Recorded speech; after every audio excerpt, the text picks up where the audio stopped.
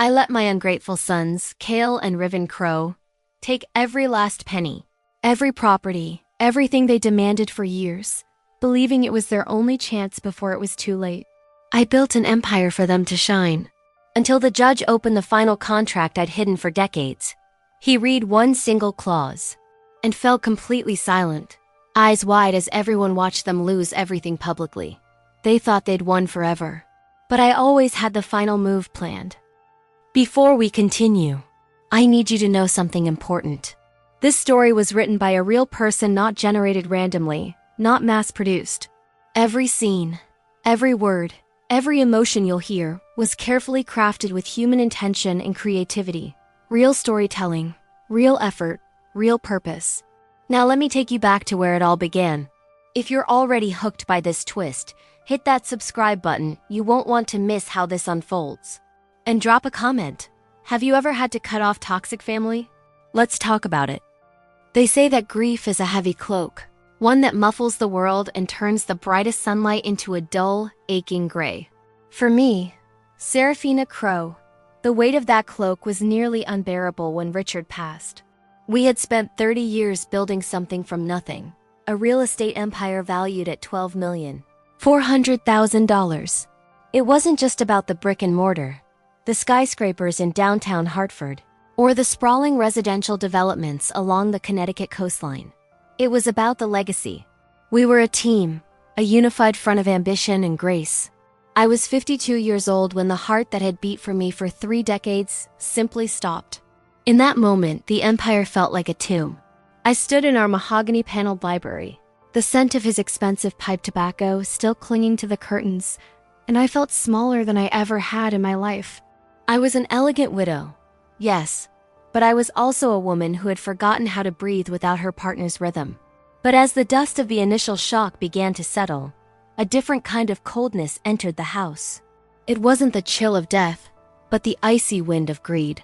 My sons, Kale and Riven, didn't seem to hear the silence of the house the way I did.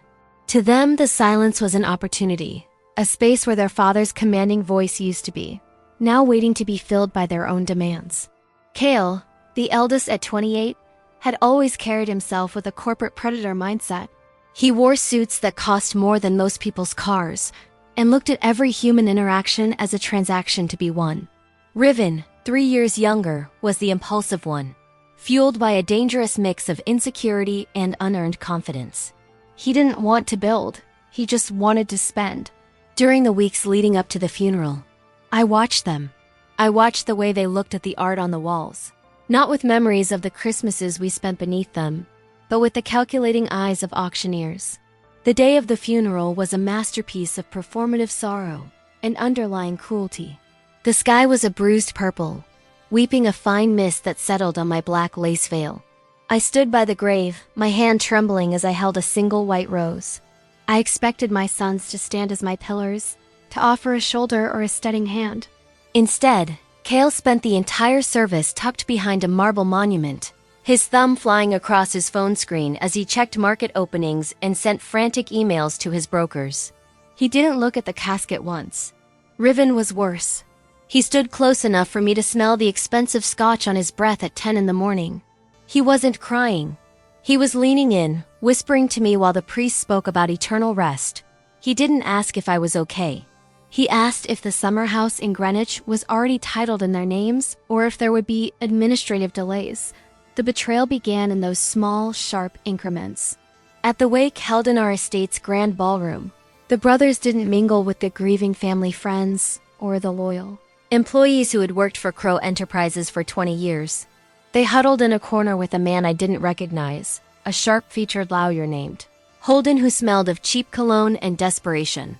I watched them from across the room, a glass of untouched sherry in my hand. I saw the way Kale pointed toward the west wing of the house, his gestures expansive and entitled. I saw Riven laughing at something Holden said, a sharp, jagged sound that cut through the somber music. They weren't mourning a father. They were dividing a carcass. I felt a flicker of something then, not just sadness, but a spark of the steel that had allowed me to build a $12 million portfolio from a single small apartment renovation 30 years ago. I remembered the early days before the money made everything easy. Richard and I had shared a single desk in a cramped office, eating cold pizza and dreaming of the day we could afford a real vacation. We had poured our souls into every contract, every negotiation. We had raised Kale and Riven with every advantage we never had, thinking that by giving them everything, we were teaching them the value of the world. We were wrong. We had inadvertently raised two men who believed the world owed them a debt simply because they existed. They saw my grief as weakness, a temporary lapse in my legendary strategic mind that they could exploit before I snapped out of it. They didn't realize that a mother's love can turn into a strategist's weapon when pushed to the brink of survival. That evening, after the last guest had departed and the catering staff was packing away the silver, Kale approached me in the foyer. He didn't offer a hug. He handed me a business card for a liquidation firm. He told me, with a voice as dry as parchment, that I looked tired and that managing the portfolio was clearly becoming a burden for a woman of my age. He suggested a transition period where he and Riven would take over the day-to-day operations of Crow Enterprises. Riven wandered over, jingling the keys to his father's vintage Porsche keys he had taken from Richard's dresser before the body was even cold. He told me they had already looked at the books and decided that some of the older staff members, people who had been like family to me, were dead weight and needed to be let go to optimize the margins. I stood there, my back straight, my pearls cool against my throat. I looked at these two men I had carried in my body, whose scraped knees I had kissed, and I realized I didn't recognize them. They were strangers wearing my husband's jawline and my own eyes. They were talking about firing Mrs. Gable, our lead accountant who had stayed up nights, helping us finish the first big audit. They were talking about selling the very first building Richard and I had bought together, a brick walk-up that held the ghost of our youth. They were looking at me not as their mother, but as an obstacle. A legacy shouldn't be a weapon. But as Kale leaned in and told me they had an appointment with their attorney the following Monday to streamline the inheritance, I knew I had to find a way to protect what Richard and I had built. I retreated to my bedroom that night, the silence of the house pressing in on me like a physical weight. I didn't cry. Instead, I sat at my vanity and stared at my reflection. I saw the lines of age, the shadows of exhaustion, but I also saw the woman who had negotiated $100 million land deals in rooms full of men who underestimated her. I realized that my sons were making the same mistake those men had made decades ago. They thought I was finished because I was quiet. They thought I was surrendering because I wasn't fighting back yet. But in the world of high-stakes real estate, you never show your hand until the final closing. You let the other party think they have the upper hand. You let them feel the thrill of the win so they become overconfident and sloppy. The next few days were a blur of calculated aggression from the boys. They didn't even wait for the probate process to begin in earnest. They were in the office by 8 in the morning, occupying Richard's old suite, moving his personal belongings into cardboard boxes as if they were trash. They treated me like a guest in my own company, offering me consultant roles that were clearly designed to keep me out of the loop while they stripped the assets. Kale was already talking to developers about turning our preserved wetlands project into a high-density, low-quality housing tract just for the quick cash injection. Riven was looking at private jets, complaining that the $5-100- and $20,000 debt he'd racked up in gambling and failed tech startups needed to be cleared by the family fund immediately. I spent those nights in Richard's library, searching for anything that would give me a foothold. I knew Richard had been worried about them. In the last year of his life, we had shared quiet conversations over glasses of wine about the boys' growing sense of entitlement. He had seen the way they spoke to the help, the way they wasted money, the way they lacked the basic empathy required to lead. "They aren't ready, Serafina," he had whispered one night, his eyes filled with a father's unique brand of disappointment. "If we give it all to them now, they'll burn it down and warm their hands on the flames." I remembered him spending hours with our longtime family lawyer, crafting something in secret. He had told me there was a failsafe, a glass break option if the worst should happen. I began to go through his private safe, the one hidden behind the false bookshelf in the corner. My fingers were cold as I dialed the combination, our wedding anniversary. The heavy steel door creaked open, revealing stacks of deeds, old passports, and a collection of watches he'd intended to give the boys on their 30th birthdays. But tucked at the very back, Inside a plain manila envelope sealed with wax was a document I hadn't seen before. It wasn't the standard will. It was a deed of gift dated 10 years ago when the boys were still teenagers. My heart hammered against my ribs as I pulled it out. It was a contract for the future transfer of assets, a document they knew existed but had never actually read in full. They thought it was their golden ticket, their proof of ownership. As I fanned through the pages, I saw the standard legal jargon, the descriptions of the properties, the valuations, the terms of succession. It all looked like what they expected. But then I reached the back of the stack. There were additional pages, tucked behind a thick divider that looked different. The paper was heavier, the ink darker. My eyes blurred as I tried to read the fine print in the dim light of the library. Richard had left me a note on a small yellow post-it. For the day they forget who they are. Use it only if you have to, my love. I realized then that the final contract wasn't just a transfer of wealth, it was a test of character. I felt a sudden, sharp intake of breath. I wasn't just looking at a will. I was looking at a trap that had been set a decade ago. Richard had anticipated this. He had seen the seeds of their greed even when they were boys, and he had built a fortress around me that I didn't even know existed. I spent the rest of the night reading, my legal mind deconstructing the clauses, the definitions, and the specific requirements for activation. The document was a masterpiece of revocation for ingratitude, a legal concept rarely used, but devastatingly effective when documented correctly. I realized I didn't need to fight them in a shouting match. I didn't need to beg them for respect. I just needed to let them be exactly who they were. The sun began to rise over the estate, casting long golden shadows across the lawn where Kale and Riven used to play. I looked out the window and saw Riven's new sports car parked crookedly on the gravel, a symbol of his arrogance. I felt a strange sense of calm wash over me. The grief was still there, a dull throb in my chest, but it was now joined by a cold, sharp purpose. I would let them take the empire. I would let them fire the staff. I would let them believe they had outsmarted their aging mother. I would be the submissive widow they wanted me to be, right up until the moment the trap snapped shut. The loneliness of a large house is a sound unto itself.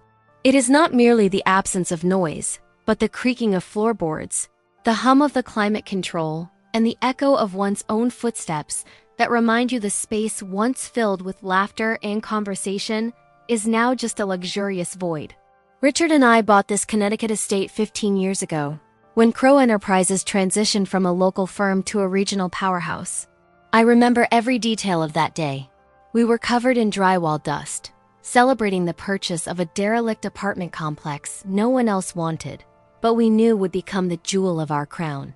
Richard raised a paper cup of cheap champagne and promised that our sons would never have to work as hard as we did. It was our greatest mistake. Looking back as I sat in the dim light of his study, I realized that hard work wasn't a burden we should have spared them. It was the very chisel that carves a man's character. Without it, Kale and Riven became soft on the inside, but sharp and cruel on the outside, like exotic fruit that rots before it ripens under the constant sun of privilege. Our marriage had been my North Star. We built the empire brick by brick, often sacrificing sleep and sanity to ensure every contract was flawless. Richard was the face, the charisma that charmed investors, but I was the strategic mind, the one who read between the lines and anticipated market collapses. When Kale was born, we tried to be present parents, but the business demanded everything. I remember Kale at 5, crying because I couldn't attend his soccer game due to an emergency negotiation. To compensate, Richard bought him a miniature professional golf set. At 10, when Riven demanded an iPad that hadn't even been officially released yet, Richard moved mountains to get it. The pattern was established too early. Love was measured in objects, and time was something you bought with bank transfers. We saw the warning signs, but we were too busy building the future to correct the present. Now the future had arrived, and it had the cold, calculating eyes of my own sons. Richard's death was an earthquake that shattered the foundations of everything I believed to be solid. It was a sudden, massive heart attack in the middle of a business lunch. The phone rang while I was in the greenhouse, pruning the orchids Richard loved so much. The voice on the other end was clinical, devoid of the emotion the moment required. I drove to the hospital in a trance, my hands still stained with soil. When I arrived, The hallway felt infinite. Kale and Riven were already there, but they weren't supporting each other. Kale was arguing with a hospital administrator about access to Richard's immediate financial records, while Riven sat on a bench, staring at the ceiling, looking more annoyed by the inconvenience than devastated by the loss. When the doctor came out to deliver the final news, I fell to my knees. Neither of my sons reached down to lift me up. Kale simply checked his watch and said we needed to call Attorney Holden to ensure nothing got frozen. The first days of grief were a nightmare of bureaucracy and coldness. I woke up every morning at 5, a decades-old habit, and expected to hear the sound of Richard's coffee maker. Instead, I found the kitchen empty, the coffee I made for myself losing its heat as I stared at the garden. The silence was broken only by the constant incursions of Kale and Riven. They didn't come to comfort me with soup or company. They came with folders. They came with questions about the Swiss accounts, the title deeds to the Aspen properties, and who had final authority over the investment trusts. I watched them pace through the house, evaluating the furniture, the antiques, the paintings. They spoke about their father as if he were an asset that had just been liquidated, not a man who had loved and protected them. The physical ache of grief was compounded by this inhumanity. I felt like I was losing my husband and my sons at once, but for very different reasons. Riven was the first to show his true face in an explosive way. Less than a week after the funeral, he walked into the dining room while I was trying to eat a piece of dry toast. He didn't sit down. He demanded I sign a power of attorney that would give him access to the company's emergency reserve fund. When I said we needed to let the legal process take its course, he shouted that I was being obstructive and that he had debts that needed immediate attention. He mentioned, with a cruel glint in his eyes, that his father had always been more understanding of his financial needs. It was a blatant lie. Richard had cut off Riven's allowance months before he died, tired of funding a lifestyle of parties and luxury cars. But Riven knew how to poke at the wounds in my heart, using his father's memory as a whip to punish me for my prudence. Kale was more dangerous because he was quieter. He didn't shout. He manipulated. He began showing up at the office, occupying Richard's old suite without asking permission. He started giving orders to directors who had 3 times his age and 10 times his experience. When I tried to intervene, he gave me that patronizing smile reserved for a child or a confused elder. "Mom, take a rest. You built this, but the world has changed. The market today is for wolves, not for people with your sentimentality." He said this while wearing Richard's cufflinks, the gold ones I had given him for our 20th anniversary. Seeing those jewels on the wrists of someone trying to dismantle Richard's legacy was like a constant slap in the face. I felt my empire, my life, slipping through my fingers, and my own flesh and blood were the ones pulling the hardest. I spent hours in Richard's bedroom, smelling his shirts just to keep his presence alive. It was during one of those desperate moments, sitting on the floor of his closet, that my mind began to shift from the fog of sadness to the clarity of strategy. Richard was a cautious man. He always said the best way to know someone's character isn't when you give them something, but when you take it away. He knew the boys were derailing. He had seen Kale become overly ambitious and Riven become dangerously negligent. I remembered a dinner a year prior where Kale had humiliated a waiter over a tiny mistake. Richard hadn't said anything at the time, but his face had gone tight, an expression of profound disappointment he carried for the rest of the night. He began taking frequent trips to New York to meet with legal consultants who weren't our usual attorneys. At the time, I thought it was about portfolio diversification. Now I realized it was about survival protection. The letter from Richard, mentioned briefly during that lonely night in the library, began to take on monumental importance in my mind. I needed to know what he had planned. He wasn't just my husband.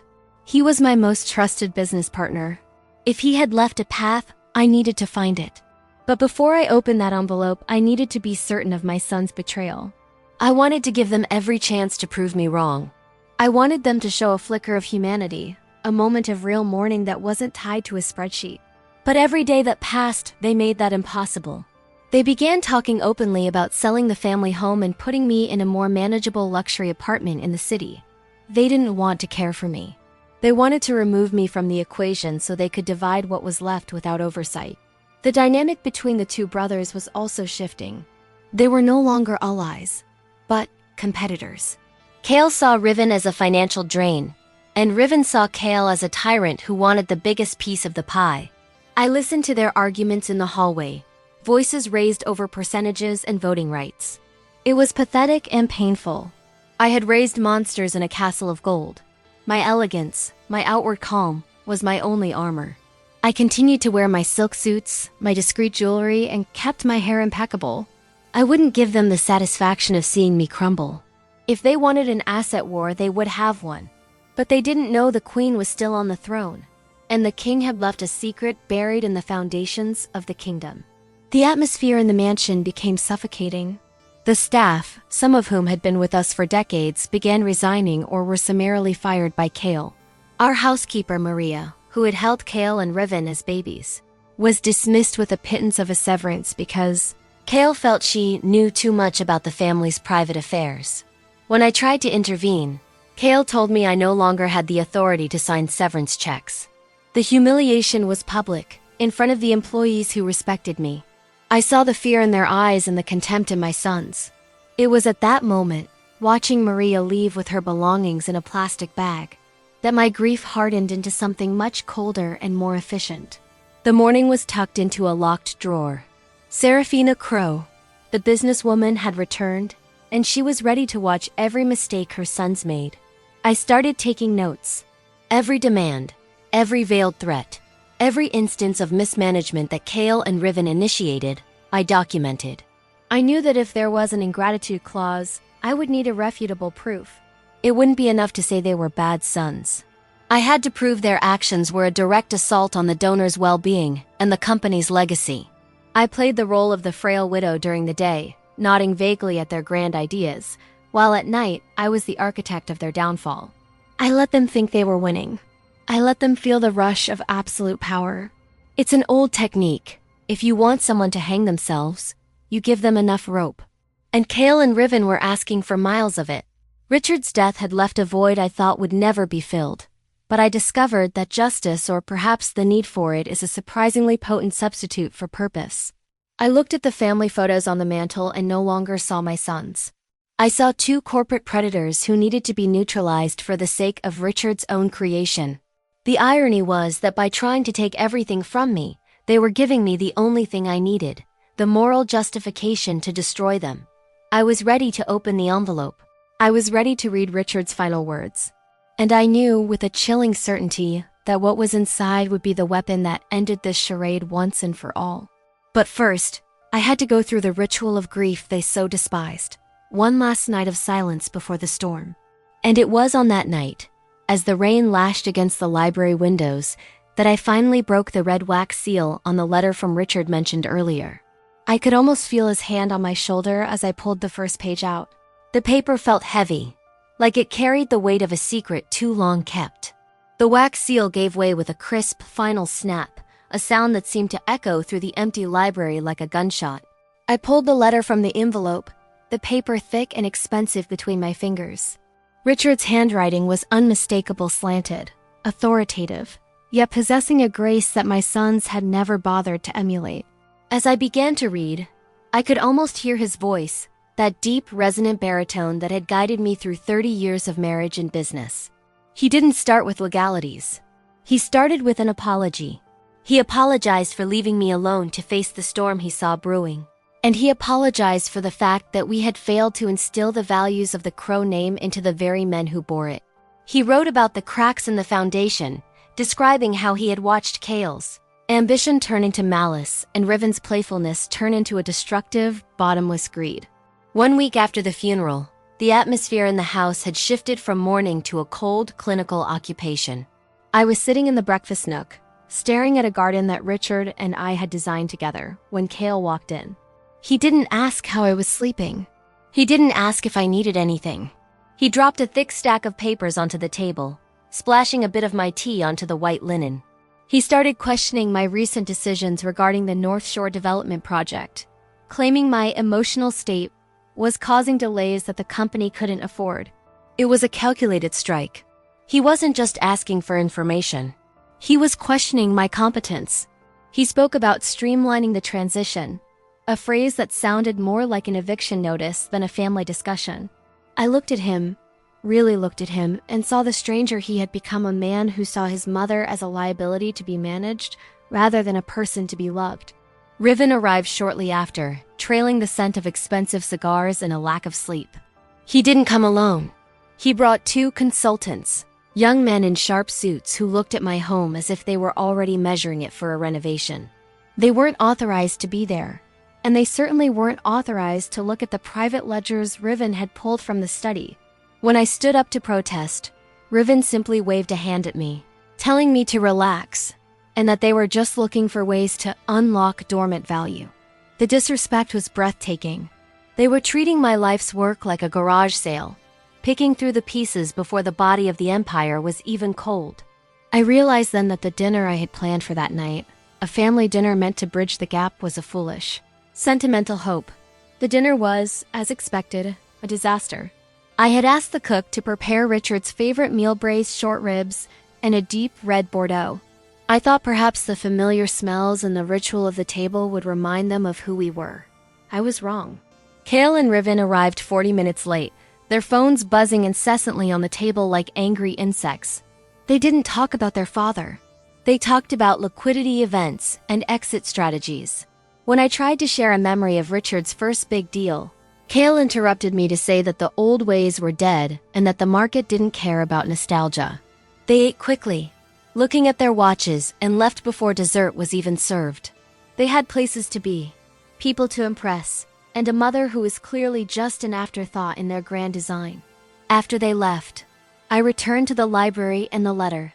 Richard's words became sharper, more focused. "If they change, Serafina," he wrote, "if they show you the darkness I fear is there, you know what to do. The safe contains the key. It isn't just about the money. It's about the soul of what we built." I felt a shiver run down my spine.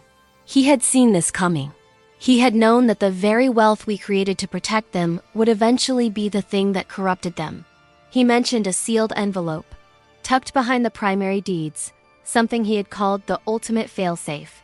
My hands trembled as I reached back into the safe, my fingers brushing against the cold metal until I found it. It was a heavy, nondescript envelope, devoid of any markings except for a single date from a decade ago. It felt significant, weighted with a gravity that the other documents lacked. I held it for a long time, the silence of the library pressing in on me. I knew that once I opened this, there would be no going back. The relationship with my sons, fragile as it was, would be forever altered by what I was about to set in motion. But then I remembered the way Kale had looked at me over the tea, and the way Riven had invited strangers to pick apart our history. I remembered Maria's tears as she was forced to leave. The decision wasn't hard. It was necessary. I thought back to the early years of Crow Enterprises. Richard and I had a code. We never made a move based on anger, only on strategy. Anger is a fire that consumes the architect, but strategy is a blade that cuts clean. My sons were acting out of a messy, impulsive greed. They were loud, they were aggressive, and they were sloppy. They assumed that because I was a grieving widow, I had lost my edge. They didn't realize that I was observing every breach of fiduciary duty, every instance of verbal abuse toward the staff, and every attempt to circumvent the legal bylaws of the company. I was building a dossier, not out of spite, but out of a duty to the legacy Richard had entrusted to me. The fail-safe envelope remained unopened on the desk for a few minutes while I gathered my thoughts. I needed to be sure. I walked to the window and looked out at the estate. I saw the lights in the guest house where Riven was staying, probably hosting a party with his consultants using Richard's vintage wine collection. I heard the faint thrum of music, a jarring contrast to the dignity the house usually held. They were already desecrating the temple. They didn't deserve the keys to the kingdom if they were going to burn the curtains for warmth. My resolve hardened, turning from the soft clay of maternal hope into the cold marble of justice. I picked up the envelope and a silver letter opener. As I sliced through the top, I felt a strange sense of peace. This wasn't a betrayal of my sons. It was a rescue mission for the empire Richard and I had bled for. Inside were 3 distinct documents, each more complex than the last. But it was the one on top that caught my eye, a donation contract with a series of riders and amendments that seemed standard at first glance. However, Richard had underlined a specific section in red ink, It was on page 17. I began to realize the sheer brilliance of what Richard had done. He hadn't just left me money. He had left me a legal trapdoor. The contract was a deed of gift, the very one the boys thought guaranteed their future. But the writers changed everything. They were contingent on conduct unbecoming of the legacy, a legal framework that Richard had spent years perfecting with specialized counsel. It was a reversionary clause, a ghost in the machine that could be activated under very specific, very ugly circumstances. My sons thought they were the heirs apparent, but in reality, they were on a 10-year probation that they were currently failing spectacularly. I spent the next several hours cross-referencing the documents with the notes I had been taking. The evidence was all there. Cale's dismissal of long-term employees without cause, Riven's misappropriation of company funds for personal debts, and their joint attempt to coerce me into signing away my life interest in the estate. It was a textbook case of gross ingratitude, a legal concept that when applied to a donation of this magnitude, allowed for the total revocation of all gifted assets. Everything they thought they owned, the shares, the properties, the future dividends was held by a thread that I now held the scissors to. The complexity of the plan was beautiful. It required me to play a part, to be the victim they expected. I had to let them think they were winning. I had to let them push me further, to the point where no judge could deny their malice. It would be a long game, a silent war fought in the shadows of boardrooms and the quiet corners of the estate. I looked at the portrait of Richard hanging over the fireplace. His eyes seemed to twinkle in the firelight, as if he were sharing a private joke with me. They always forget, Serafina. I could almost hear him say, that the one who builds the house knows where all the trapdoors are. I carefully placed the documents back into the envelope and hid them in a new location, one my sons would never think to look. I felt a surge of energy I hadn't felt since before Richard's illness. The grief was still there, but it was no longer a weight. It was a fuel. I would give them exactly what they wanted. I would give them the illusion of total control. I would watch them grow more arrogant, more entitled, and more careless. And when the time was right, when they were standing at the very peak of their perceived victory, I would pull the thread. The night air was cold as I finally climbed into bed, but for the first time in weeks, I didn't feel the chill. I knew what I had to do. I would meet with their lawyer, Holden. I would listen to their demands. I would even pretend to weep if the scene required it. But in my mind, I was already at page 17, paragraph 4. The boys were playing checkers, thinking they had taken my queen. They didn't realize I was playing a game of Grandmaster chess, and I had already called checkmate 10 years ago. The escalation began on a Tuesday morning, a day that smelled of ozone and impending rain. Cale didn't knock. He never did anymore. He burst into my private office, the one Richard had built for me overlooking the rose garden, carrying a black leather portfolio like a weapon. Behind him stood Riven, looking bored but possessing a predatory glint in his eyes that I had learned to loathe. Cale didn't offer a greeting. He slammed the portfolio onto my desk, right over the handwritten notes I had been making about the quarterly taxes. "It's over, Mother," he said, his voice a cold, sharp blade. "We've spent the morning with Holden. The current structure of Crow Enterprises is inefficient, and frankly, your continued involvement is causing a crisis of confidence among the junior partners." I sat back, my spine hitting the mahogany chair with a soft thud. I kept my face a mask of elegant exhaustion. "A crisis of confidence, Cale? I built this company while you were still struggling with basic algebra. The junior partners know exactly who keeps the lights on." Riven let out a short, jagged laugh and began pacing the room. He stopped at a shelf of antique globes, spinning one with a careless flick of his finger. "That's the problem, Mom. You're talking about the past. Cale and I are talking about the future. We need liquidity. We need to pivot into tech-integrated real estate, and your wait-and-see approach is costing us millions in potential growth." "We aren't asking anymore. We've prepared the transfer papers for 50% of your remaining shares." The audacity was breathtaking. They weren't just asking for a seat at the table. They were demanding the table itself. Cale opened the portfolio to reveal a stack of legal documents, direct transfers, resignations, and a waiver of my veto rights. "If you sign these today," Cale continued, leaning over my desk until I could see the pores in his skin, "we can keep this quiet. You keep the house. You keep a generous monthly stipend. and you get to retire with your dignity intact.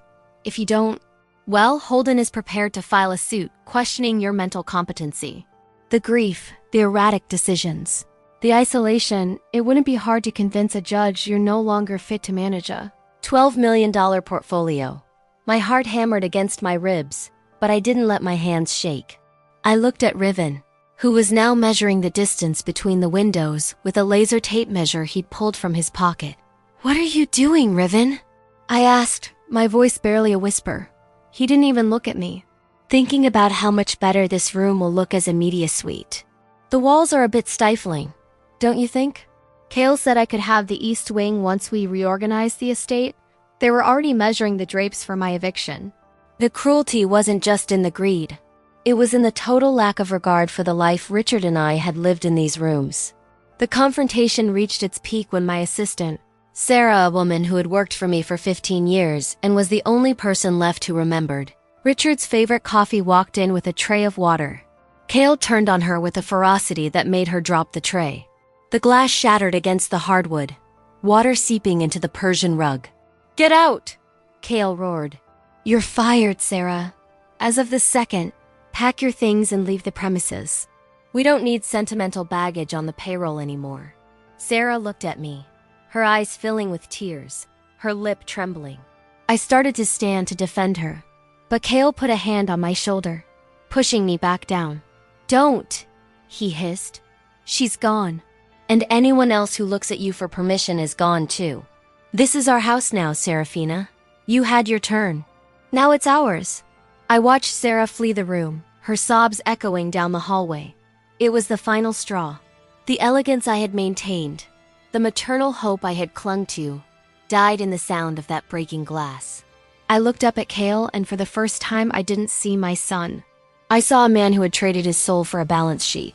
"You think you've won," I said, my voice steady and cold as a winter morning. "You think because you have a lawyer like Holden and a few pieces of paper, you can erase 30 years of work. You forget that I am the one who signed the checks that paid for your education, your cars, and your very arrogance." Kale just smiled, a thin, ugly expression. "And we thank you for the capital, Mother. But every empire has a succession. You're just the transition phase that lasted a little too long." He tapped the documents. "Monday morning. We'll have a formal signing with Holden. Be there, or the competency suit hits the court by noon. Riven and I are moving the rest of our things in this weekend. We've already called the locksmiths to rekey the executive offices." He turned on his heel and walked out, Riven following him like a faithful, greedy shadow. The room felt colder the moment they left, the air thick with the scent of their betrayal. I sat in the silence for a long time, listening to the rain finally begin to lash against the windows. They had given me an ultimatum. They had threatened my sanity. They had fired the people I loved. They had crossed every line Richard and I had drawn to protect them. I reached into the bottom drawer of my desk and pulled out the manila envelope I had taken from the safe. My fingers traced the wax seal I had broken the night before. I realized that my sons didn't just want the money. They wanted to erase me. They wanted to prove that Richard's legacy belonged to them by right of blood, ignoring the fact that it was built on a foundation of sweat and integrity, things they knew nothing about. I opened the envelope and pulled out the ultimate failsafe document once more. I turned to page 17. Paragraph 4, line 3. The words were written in a dry legal font, but they carried the power of a thunderclap.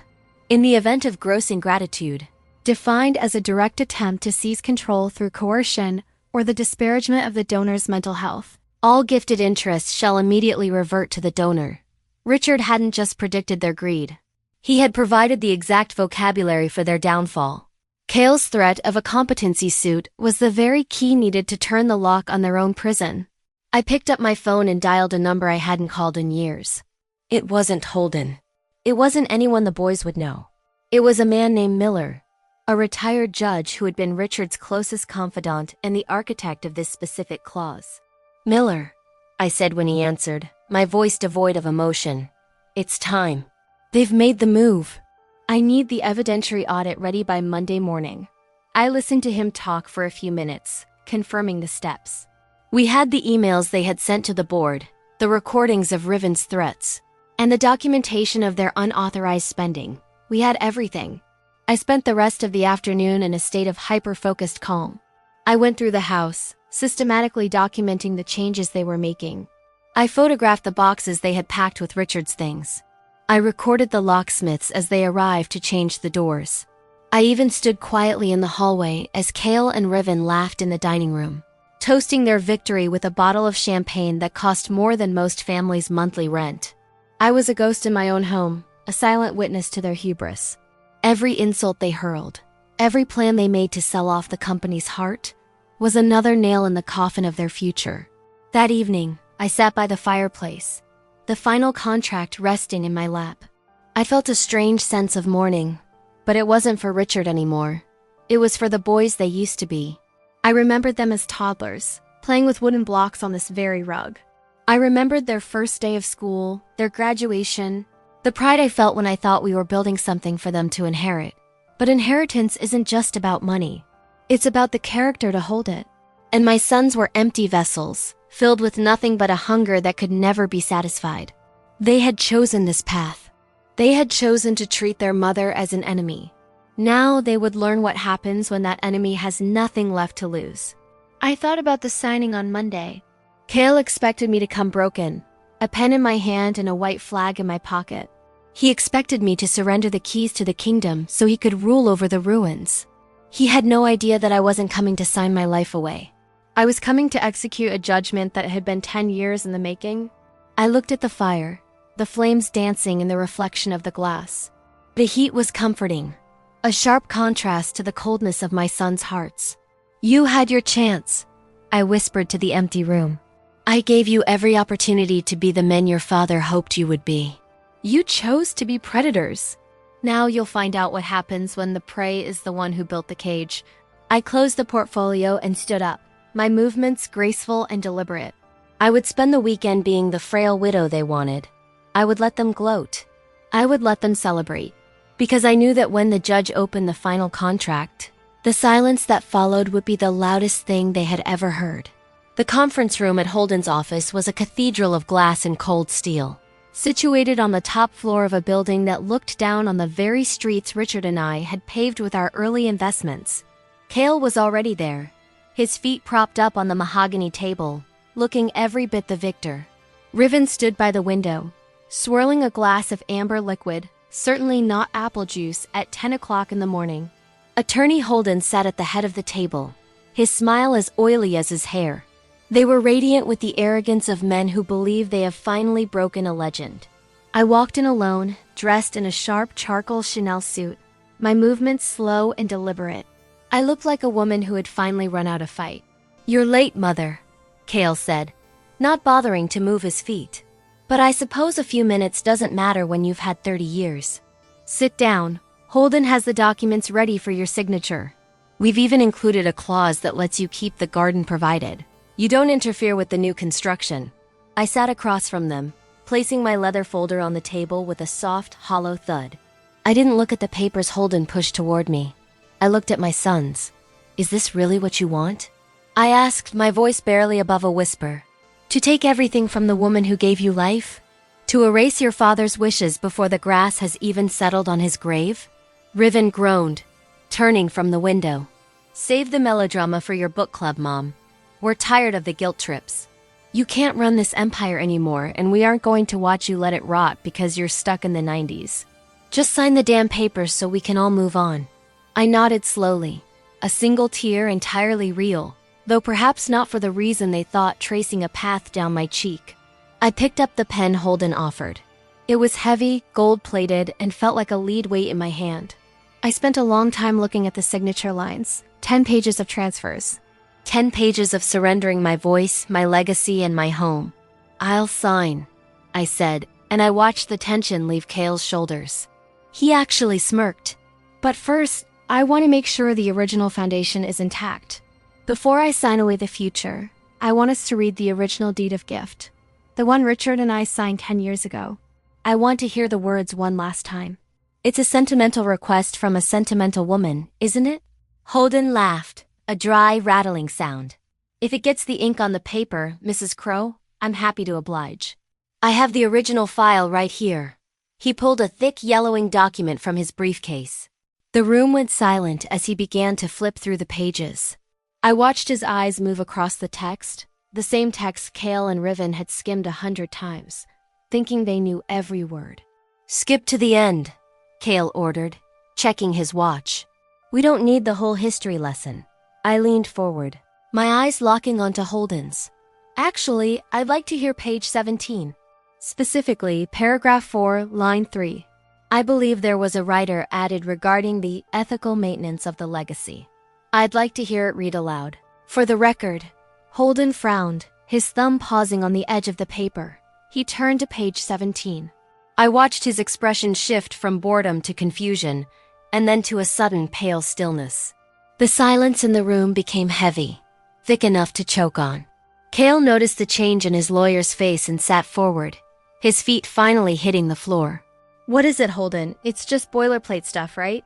Holden didn't answer. He adjusted his glasses, his fingers starting to tremble slightly as he reread the lines. "Paragraph 4, line 3, Holden whispered, his voice cracking. He looked up at me, his eyes wide with a sudden, dawning realization of the trap he had walked into. He looked at Kale, then back at the paper. "Mr. Crow, I think there's a problem." A very significant problem. Riven stepped closer to the table, his impulsive energy turning into a nervous twitch. "What problem?" "It's a gift. You said it was airtight." I sat back, folding my hands over my folder. The frail widow mask vanished, replaced by the cold, iron-willed woman who had built a $12 million empire while my sons were still in diapers. "Go on, Attorney Holden," I said, my voice now loud and clear, echoing against the glass walls. "Read it aloud. Let my sons hear exactly what their father and I planned for this exact moment. Don't keep them in suspense.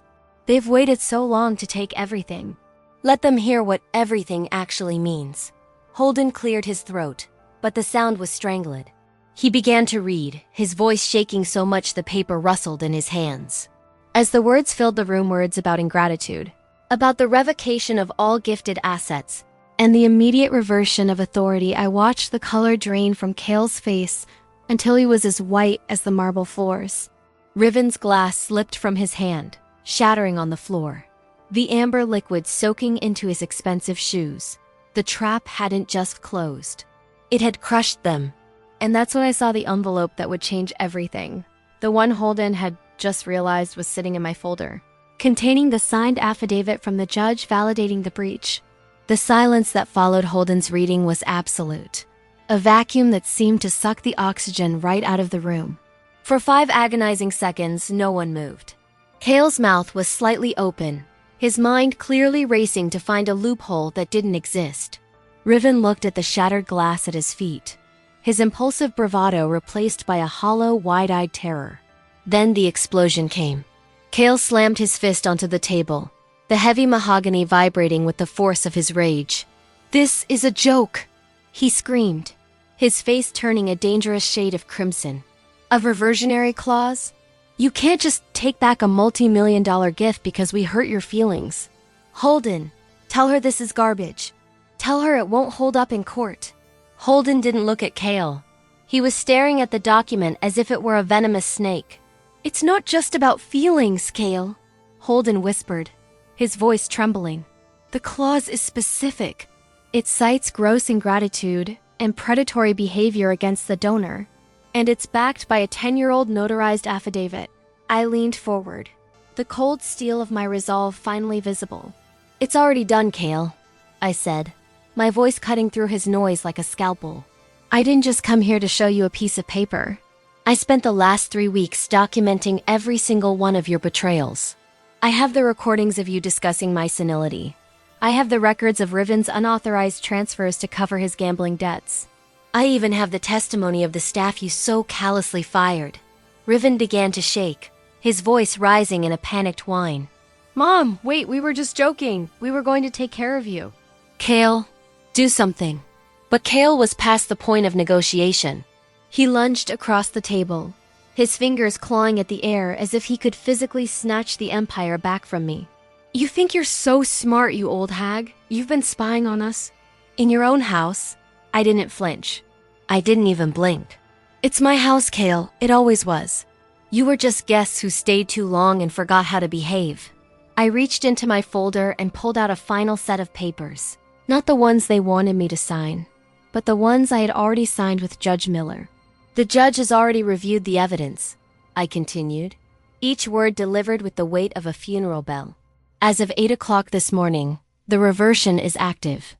The accounts you've been draining are frozen. The deeds to the Greenwich property and the Hartford Towers have been returned to my sole name. And as for your positions at Crow Enterprises, you were terminated for cause 10 minutes ago. The realization hit them in waves. I watched as the arrogance was stripped away layer by layer, leaving behind nothing but the two spoiled, frightened boys they had always been beneath the expensive suits. Kale slumped back into his chair, his eyes darting around the room as if searching for an exit. "You'll be a pariah," he hissed, though the venom lacked its usual sting. "The board won't stand for this." You're destroying the family name. I smiled then, a small, elegant expression of pure victory. I'm not destroying the family name, Kale. I'm pruning the dead wood so the tree can finally breathe again. The board has already been notified of your voluntary resignations and the return of the founding leadership. Holden, seeing the ship sinking, began to pack his bag with frantic, clumsy movements. I have other appointments. Mr. Crow, we will have to discuss this at a later time.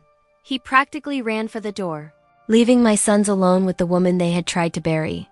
I stood up, adjusting my jacket with a calm, practiced grace. I looked at Riven, who was now sobbing quietly, and then at Kale, whose face was a mask of cold, impotent hatred. "You have 1 hour to vacate the estate," I said.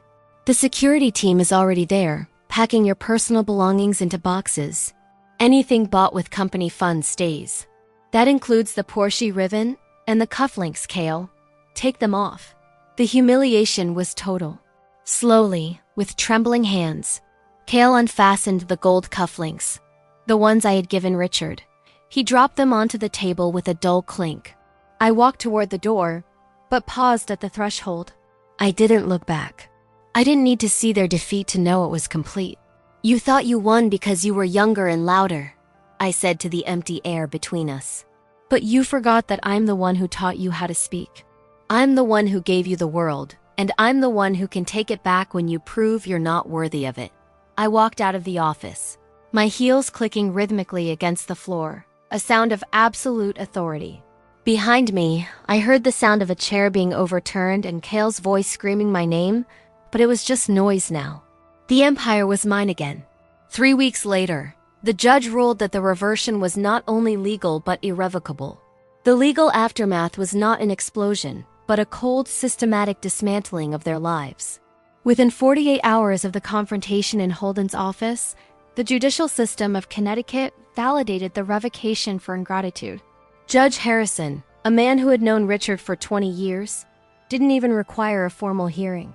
The evidence I provided, the digital recordings, the forensic audit of Riven's unauthorized spending, and Kale's signed emails conspiring to liquidate legacy assets was irrefutable.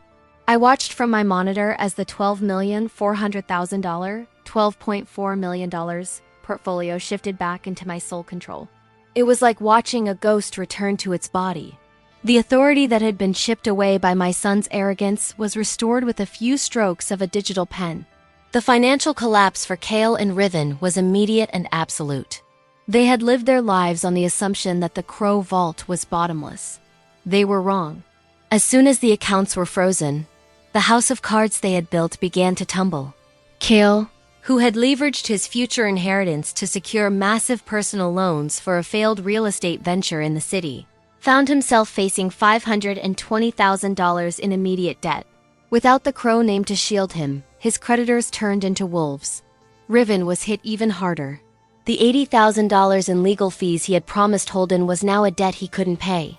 Holden, ever the opportunist, filed a lawsuit against Riven the very next day, but there was nothing left to take.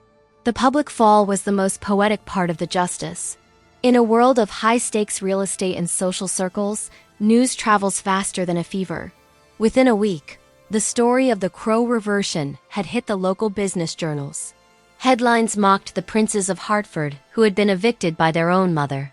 Viral clips likely leaked by the very consultants Riven had hired showed the brothers being escorted off the estate by private security, carrying their belongings in undignified cardboard boxes.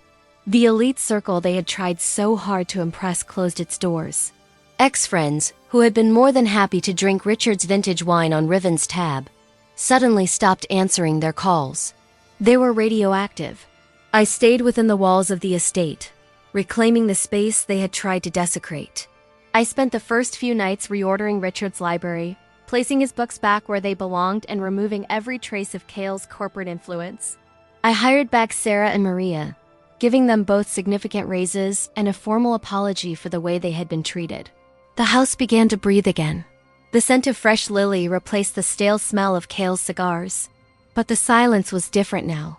It wasn't the silence of grief, but the silence of a fortress. I had protected the legacy, but the cost was the total severance of my family line. The phone calls started about 10 days into the freeze. Riven was the first to break. He called 47 times in a single afternoon, his messages transitioning from indignant rage to pathetic sobbing pleas for just enough to pay the rent. He told me he was sleeping on a friend's couch, that he didn't have money for gas, that he was sorry for everything. I listened to one message, just one, and then I blocked his number. I knew that Riven wasn't sorry for what he had done. He was sorry that he was poor. Cale never called. Instead, I received a formal letter from a low-rent legal aid clinic, a desperate attempt to challenge the reversion on the grounds of undue influence. I handed it to my new legal team with a single instruction: crush it. I took a walk through the North Shore Development Project, the one Cale had called inefficient. I stood on the cliff overlooking the water and realized that for the first time in years, I wasn't afraid of the future. I didn't need the sons I had raised to be my pillars. I was the foundation itself. I looked at the bank statements, the numbers once again reflecting the 30 years of hard work Richard and I had invested. The $12 million wasn't just money. It was freedom. It was the power to say no to the people who didn't deserve a yes. I felt a strange, cold peace. My sons had thought they were the wolves, but they had forgotten that they were raised by the one who owned the forest. 1 year passed, and the dust of the scandal finally settled into a permanent layer of exclusion for the Crow brothers. Cale had moved to a neighboring city, trying to rebuild a reputation under a different name. But the stain of the ingratitude clause followed him like a shadow. No reputable firm would touch him.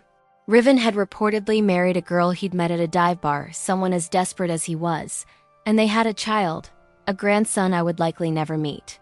There were rumors they were struggling, living in a cramped 2-bedroom apartment that cost less than the monthly maintenance on Riven's old Porsche. Part of me, the old Serafina, felt a twinge of guilt. But then I would look at the photo of Richard on my desk and remember the look in their eyes when they tried to declare me incompetent. I realized that some bridges aren't just burned. They are dismantled and the stones are used to build a wall. I was no longer the elegant widow the world expected me to be. I was a woman who had redefined what it meant to be a mother and a CEO. I had learned that blood doesn't grant you a right to a legacy. Only character does. As I sat in the executive office, my office, I looked at a new contract on my desk. It wasn't a transfer of power. It was an expansion. I was taking Crow Enterprises into a new era, one built on the integrity that my sons had so carelessly discarded. And that's when I saw the envelope that would change everything. The one from Cale's new wife, sent in secret, containing a letter that showed they still didn't understand why they had lost. They were still planning their return.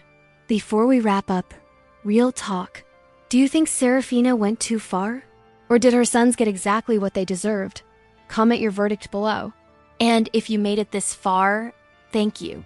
You're the reason I keep telling these stories. The morning sun of a new year filtered through the floor-to-ceiling windows of my renovated executive suite. The dark, heavy mahogany was gone, replaced by light oak and tempered glass, a space that felt less like a museum of the past and more like a laboratory for the future. Crow Enterprises hadn't just survived the scandal. It had expanded by 40%. Investors who had once hesitated during the transition now flocked to us, drawn by the stability of a leader who had proven she could protect her assets against even the most intimate betrayals. I sat at my desk, sipping a cup of coffee that was actually hot, watching the city below wake up. I was 53 now, and for the first time in my life, I wasn't living for someone else's expectations. I received an update on the boys last week. Kale is working as a middle manager for a mid-sized logistics firm in a city 3 hours away. He's survival-focused now, his corporate predator wings clipped by a reputation he can never truly outrun. Riven, I heard, is still in that cramped apartment. He has a son now, my grandson, but he has never reached out with a genuine apology. He sent plenty of requests for startup capital, but not a single word of remorse. It's a strange thing, mourning children who are still alive. I realize now that the grief I felt wasn't just for Richard. It was for the version of Kale and Riven I had built in my head. I loved the potential of them, the boys I hoped they would become. Letting go of that hope was the hardest part of the plan, but it was also the most liberating. I've learned that the word family is often used as a weapon by those who wish to exploit you. They say blood is thicker than water, but they forget that water is what you need to survive. I sleep better now, not because I have the $12 million, but because the air in my home is clean. There are no whispered conspiracies in the hallways, no greedy eyes measuring my furniture, no one waiting for me to fail. The silence I once feared has become my sanctuary. I still have 3 cups of coffee on the table sometimes, one for me, one for the memory of Richard, and a third for the person I am still becoming.